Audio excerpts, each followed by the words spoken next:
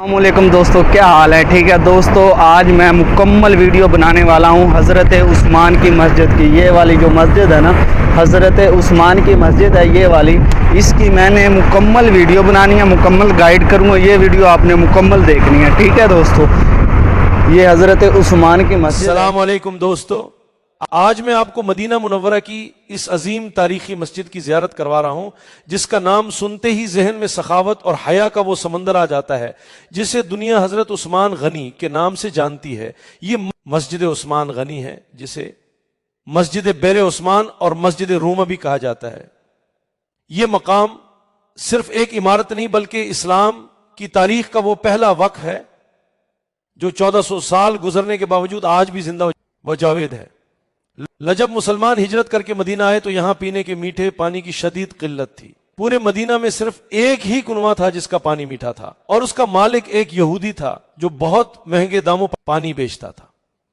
غریب مسلمان پریشان تھے۔ تب میرے نبی کریم صلی اللہ علیہ وسلم نے خوشخبری سنائی کہ کون ہے جو یہ کنواں خرید کر مسلمانوں کے لیے وقف کر دے، اللہ اسے جنت میں اس سے بہتر چشمہ عطا فرمائے گا۔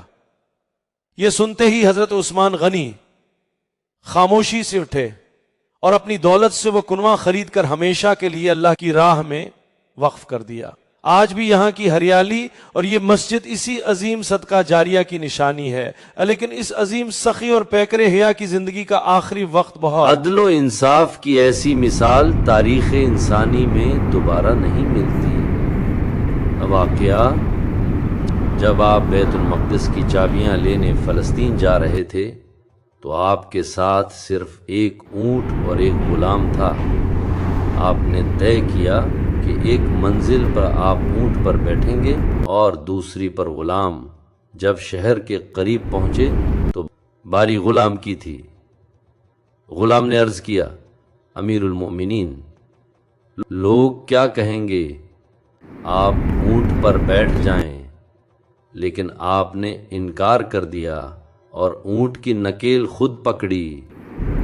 جب آپ شہر میں داخل ہوئے تو آپ کے کپڑوں پر پیوند تھے اور آپ کا غلام اونٹ پر سوار تھا۔ دنیا دنگ رہ گئی کہ یہ ہے وہ عظیم فاتح جس کا دین برابری کا درس دیتا ہے۔